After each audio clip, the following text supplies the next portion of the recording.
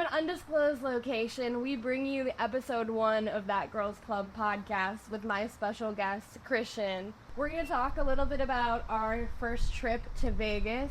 Both of us had never been, so we wanted to give you guys an honest review and talk about some of the places we stayed in Vegas.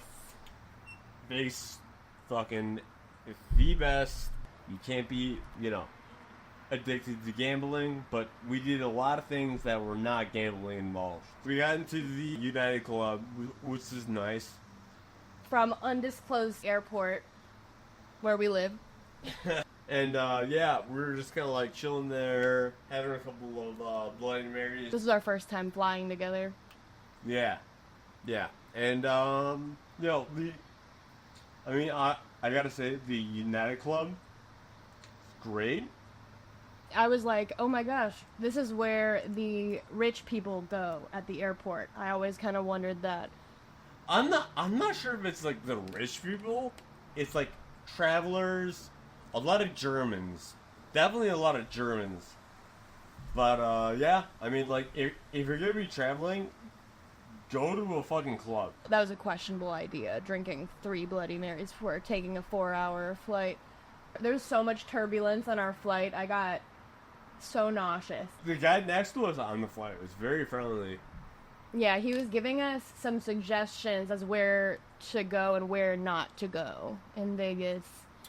Yeah, but he was like a Vegas local, so he was like, you gotta go to like the arts district. Mm-hmm. And we're like, it's our first time in Vegas, like we kind of want to go to the Strip, obviously. And maybe like downtown, Yeah, like the Fremont Street experience. Right, yeah. He was warning us against places not to go in Vegas. Explicitly Circus, which is notorious for being the most seedy, I'd say the most seedy hotel on the Strip. We'd known this before going in, and the guy on our plane telling us, whatever you do not go to Circus. I think that enticed us even more to go check out this place for ourselves and see if it really is the worst hotel on the Vegas Strip. But, we landed, we got on the wrong fucking tunnel. Yeah, we got off at the wrong tunnel and spent like an hour wandering around aimlessly the airport. Yeah, it worked out. It's fine. We got off at the wrong stop on the airport tram and ended up at the wrong place for our baggage. Entirely for our baggage claim. Yeah, that was fun. That was an adventure. Yeah, but then we bought some liquor at the airport. Yeah, because I was just thinking, like, the liquor is going to be cheaper at the airport, which was, like, marginally, cheaper. Yeah, marginally cheaper than if you bought some liquor on the Strip.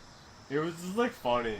Like, going back, I was just so pissed. And we had to take, like, a fucking channel to go back to where we needed to go. Channel? A channel. A channel, yes. Yes, Jamie, yeah, channel. Like they have in England. Yeah. But, we made it, we got there, we got to Resorts World, Hilton Gold, baby. We ended up taking a taxi from the airport to our hotel, which was only like $27, I think, to Resorts World. And of course, the taxi was also eventful to the hotel. We passed by some lovely local sites on the Vegas Strip, such as a woman who seemed to be passing out on the 7-Eleven parking lot. It is what it is. Yeah, it's like, welcome to Vegas, like... For sure.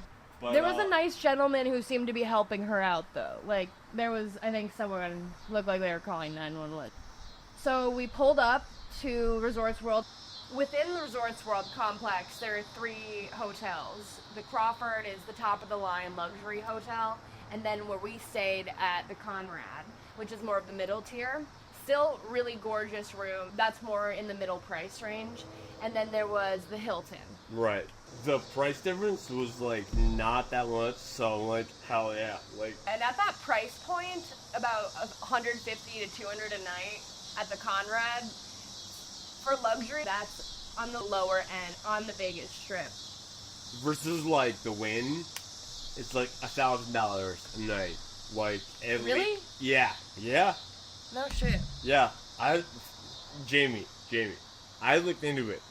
Trust me. Of course. So since I'm Hilton Gold, I got to skip all those idiots who aren't. All the commoners. I mean, it was like 5 to 10 minutes versus like waiting in line in that like Serpentine. But like Vegas, people that know, they already had their booze in hand. Like in the people line. were walking Like, in with White Claws, double fisted. Exactly. Yeah, this is a party hotel for sure. Yeah. Best word about like Vegas is like walking the strip. And honestly, it was a fun time for our first time in Vegas. It honestly was a fun casino. So of course, getting off of our flight, we're looking for cheap places to gamble, and we are wandering around the Vegas Strip, and what do we see? This circus tent in the middle of the Vegas Strip, in life, with a clown face. Circus. And we just look at each other. Hell yeah. With everyone warning us against going to Circus, we were like, let's do it. There was like a stabby kind of vibe walking through that parking lot. Like, walking through the parking lot of Circus, there was definitely a general feeling that, like, I could get stabbed at any moment. Even, like, within, like, a casino of Circus, there were, like, cops. Like, there were cops. There was a tattoo parlor just walking around the lobby. That was very perplexing, especially because this hotel markets itself as being, like, a family-friendly hotel. Right. There were families walking around. I mean, like, the rooms are, like, $32. I definitely understand the appeal to middle America wanting to stay at a hotel with tattoo parlors. For the kids. There wasn't even, like, any dividers. Like, people were just getting tattooed in the middle of the hotel. It was just, like, a fun first table game. Yeah, honestly, it was the best place to gamble. Aside from having the general feeling of, like, I could get stabbed at any moment, it was one of the best casinos to gamble, hands down, on the Strip. The table minimums were $10 for the blackjack tables. Yep. At Resorts World, where we were staying, obviously you're not going to find that. If you're looking for cheap gambling and you love gambling with degenerates, check out Circus. But do not stay there. But don't stay there, yeah. Yeah, I would not stay there. Absolutely not. Especially if you have kids. It's like a carnival theme, so they have arcade. Like, I could see why it is marketed to children, but it feels very unsafe. No. So we went back to our hotel. I think I won the biggest at Circus. I didn't think we'd stay long, so I just bought in at like $20. We ended up staying for hours. Yeah. And yeah, I walked away with like at least 150, so that was a pretty decent night of degenerate gambling at Circus. Yeah. Gambling at Resorts World was pretty on par with the pricing, at least for the table games at the other resorts on the Strip. But most of the resorts that are like the ones you'd want to stay at, the table minimums are so high, like you're almost better off going to one of the cheaper casinos. Like in downtown. We did go to some of the casinos downtown. We'll talk about that. So we went back to Resorts World. It was an interesting atmosphere. It almost felt like very manufactured. Like walking around a shopping mall that's full of top-of-the-line restaurants, fine dining, shopping. But everything just felt so, like, synthetic. Almost like a Disneyland feel. Yeah, I agree. I mean, like, they had really great restaurants, like Carver Steak. Yeah, we went to Carver Steak. It was really great, but it was almost like they anticipate every need you could possibly have. Like, you're walking around, you've got a steakhouse, you've got a bar, you've got gambling, you've got literally everything, live music. The district at Resorts World, it almost seems like a shopping mall. We did take a kind of a look around the shop. They didn't really have, like, the top of the line, like Louis Vuitton, like they did at the Aria and Bellagio. They had, like, nothing. Yeah, it was kind of odd, the shopping. It was, like, more boutique shopping. There was, like, so many boutiques, but I didn't see anyone shopping in any of them. No. Yeah. It's kind of like a big empty shopping mall, but everyone was filing in to go to the club at like 3 a.m. Yeah, and so which we got into for free the first night for Cascade. Oh yeah, we met a promoter walking around Resorts World. What did you think of staying at Resorts World? I mean, their pool was fantastic. The Infinity Ultra Pool was definitely the highlight of the resort, I think. Yeah, definitely. The one downside, though, and I'm gonna sound so, like, I'm gonna sound so picky for saying this, but the view from the infinity pool, you could see a lot of the construction, which takes away a little bit from the view. But it is, like, one of the only infinity pools. The infinity pool at Resorts World is for VIP only, so it was only open to people staying at the Conrad and the Crawford. The moment we walked into the infinity pool, I was like, okay, I can see that this is a luxury hotel. I mean, like, even though it is very, like, North Trip, it's very walkable. Like, unless you're, like, a fucking pussy. So I know that it's been a big, hyped-up hotel among the Vegas crowd. I've seen a lot of people on Instagram posting from Resorts World. While we were there, we even saw an influencer from Love is Blind, Micah. I saw she was taking some selfies from the Infinity Ultra Pool. He obviously had no idea, like, he does not follow reality TV. So I was like, it's the girl from Love is Blind. And I was like, what? Yeah, he had no idea. Like, what? Another hot chick with her ass out? In Vegas? Yeah, there's really a scarcity of those. It was cool. I do see that this is like the influencer hotel. I've been seeing a lot of people posting about it. Having the VIP infinity pool definitely makes it one of those influencer like hotspot places. Yeah. What about fucking gambling? We didn't gamble at Resorts World. We really didn't do too much gambling there. I just put like $20 into a cash machine. Every time I walked away, he was putting another $20 in the cash machine. And the cash machine, for those who don't know, is a slot machine. We cannot resist a cash machine. Because it says that I can make millions. Don't trust casinos. They will lie to you. No, they're nice people. They're great people. Huh. Resorts World had a pretty good selection of DJs while we were there. They had Cascade on our first night, which I didn't think I would make it to, given that I was still like very nauseous from our 4-hour long flight. I somehow made it through and made it to see Cascade. And it was fucking awesome. And then the next night we saw DJ Snake, who I wanted to see because I'm more of the basic taste in music. And Christian bribed one of the security guards to let us into the VIP at Cascade, and he remembered us, so he ended up letting us into the VIP for the rest of the weekend, which was a great $20 well spent. Absolutely. So bribes also. This is the thing. Bribes Vegas, are a great way to get, money talks in Vegas. Money talks and cash talks. Yeah. It just seemed like a very stereotypical nightclub, and it was only built, what year was Resorts World built? 2021. 2021. So it's relatively new. Like, everything was pretty much built in the last couple years. I mean, the restaurants there, they don't have the historic Vegas charm, but they are great. Like, Carver Steak was Carver excellent. Steak. Oh, I think that itself is a new episode. Yeah, it wasn't your classic steakhouse, because it had their sushi on the menu, which we ordered. It was fantastic. It was fantastic. You get to pick out your own knife, your own weapon. Choose your weapon. You get to choose your weapon out of a box of different knives that were hand-carved for the restaurant, which I thought was a nice touch. You could definitely tell that it was more modern. It had, like, very modern, but they had the dim lighting, like a steakhouse. Yeah.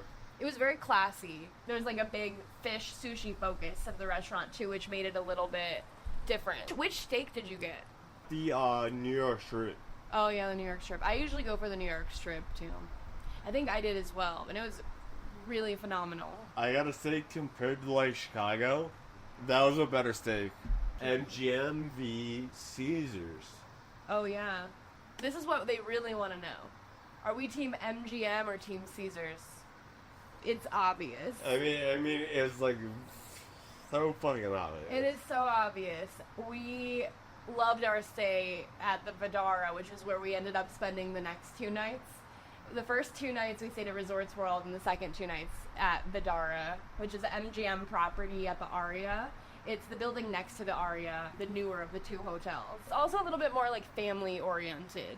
Yeah, like there's no casino or anything, but like if you want to get that, it's a 2-minute walk to the Aria. Yeah, the Aria has its casino, which the table minimums are extremely high at the Aria. The casino at the Cosmopolitan, the Aria, and the Bellagio are right there, but the table minimums there are much higher than on the other end of the strip. Yeah, I'm not trying to put down $30 a hand on blackjack. Yeah. I think like the lowest I saw between Cosmo, Aria, and Bellagio was like $25 a hand for blackjack. Yeah. I mean, like... We're big blackjack players, so that's what we were playing, like, all around. The Vdara was very nice. That is definitely your luxury hotel. Like we said, it is a family-oriented hotel. There is a bar. That's about it. Yeah, there's really a bar and the concierge table and one small restaurant. Which is fine. With to go. You can just walk outside and there's fucking Aria. 2-minute walk. And because there isn't a casino, the concierge actually was saying that it's a popular hotel for college athletes. I could definitely see, if you're bringing a family, the Vdara would be a much better choice than Circus. Oh, man.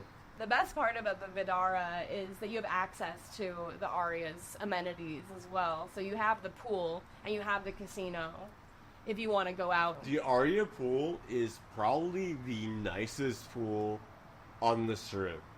Mm-hmm. It is so secluded, and you can really just do like whatever you want. Like the hot tub. Yeah, the secluded hot tubs.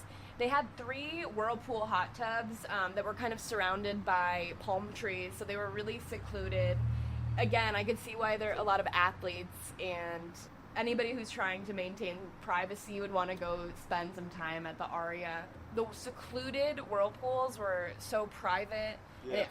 it felt like having a little private hot tub in an oasis. Exactly. It was definitely more of your relaxing stay. I'm glad that we did the Vdara for our last 2 days in Vegas, because after Resorts World and partying for 2 days, it was nice to have like a calm hotel to go back to. Absolutely. It was just like very like low key, and it was like that center strip. Yeah, the location was prime because you were right next to the Cosmo, which had amazing dining options. Like, they had great pizza at the little hole in the wall at the Cosmo. Right. Per my mom's recommendation, I think it's called Secret Pizza. You really have to follow the directions online like we did, because it was kind of down like a little alleyway. Yeah, you gotta follow this alleyway. Yeah. Like goes deep in, and then there's... It's like a roundabout way in the Cosmopolitan food court, but you'll find it if you Google Secret Pizza Cosmopolitan.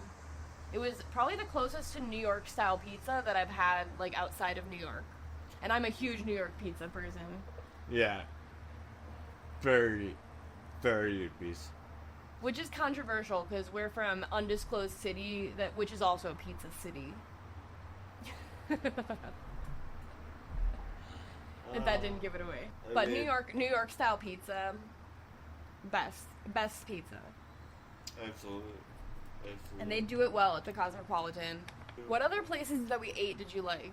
Besides like Carver steak, like I'm thinking of like Banging places. We tried to get into Gordon Ramsay burger, but the line was so long. And I do love Gordon. And I've heard like bad things. I wanna think it's good. It's Planet Hollywood. I wish Gordon was making the burger himself. Yeah. Then it would be good. Yeah. So we did enjoy a lot of the Vegas nightlife, but really our favorite part was just walking around the strip. Yeah. Definitely for like our like first time, like walking the strip. I mean, it's free. Yeah, and you come across a lot of characters walking the Vegas Strip also. Yeah, so... It's really just a microcosm of America. Absolutely. It really is. Vegas is like just the best example of America consumerism. Especially a place like Resorts World where everything feels like so synthetic. They're really anticipating like all of your needs. Right, yeah. Resorts World, you really don't need to leave. Yeah. It's intentional for sure. They have everything you could possibly need in one shopping mall of a compound. So, downtown Vegas, we went to a club called Disco Pussy. It was a little bit off of the Fremont Street I experience. mean, it was like a block Yeah, it was like away. a block away from Fremont. But yeah, we went to one of the local clubs. Our Uber driver was so shocked that we were going there. It's like, y'all going to Disco Pussy? I'm like, yeah. He's like, He's like, where are you from? I was like, I don't know. I found it online. He's like, alright. Yeah. So we like went there. You always have the know about the shows going on. What's the app you use? Our resident advisor. Yeah, so that's how we ended up at Disco Pussy. Who was it that we saw there? It was Sam Divine. Same Divine. Yeah. That was more of your underground house music. So we got a little bit of everything out of our trip. We got some of the underground house music in Vegas, and then we also got to see on the Strip some of the bigger DJs, like Cascade and DJ Snake, who were doing their residencies. Yeah. I did see a lady in the bathroom at Sam Divine take off her dress and wash it in the sink and then run it under the hand dryers while the line watched her do it, just shamelessly. And that was also one of the better places to gamble on the Fremont Street experience because the hotels are a little more on the cheaper end. Yeah, I like Jamie was running very low on chips, and I was just like, He slid me a stack of chips. Which casino were we at? Plaza. Yeah, at the Plaza. He slid me a stack of chips after I blew through my $40. And I was like, no. I took enough for one hand, put it down, and turned that into $100 in before you knew it. You looked back over and I had... I was thinking, because you were winning every single fucking hand. Yeah, I just needed that one hand. I told you I just needed that one hand. I knew it. I could feel it. And then we also took that tram. Oh, it lasts like a couple minutes. Yeah, we literally had a couple hours left, and we were like, okay, we've gambled downtown Vegas, we've gambled on the Strip, let's try to gamble on the South Strip. Yeah. Because that's the part we hadn't really seen at the Luxor. Mandalay Bay. I had luck there too. I literally made another $150 off blackjack. So I ended up coming home with $300, $400 from Vegas. So ultimately, I'm happy that I didn't lose. Not many can say. All right. Thanks for tuning in to That Girls Club podcast, episode 1. We'll be back with our next trip to South Beach. So stay tuned. South Beach, baby. Vegas, baby.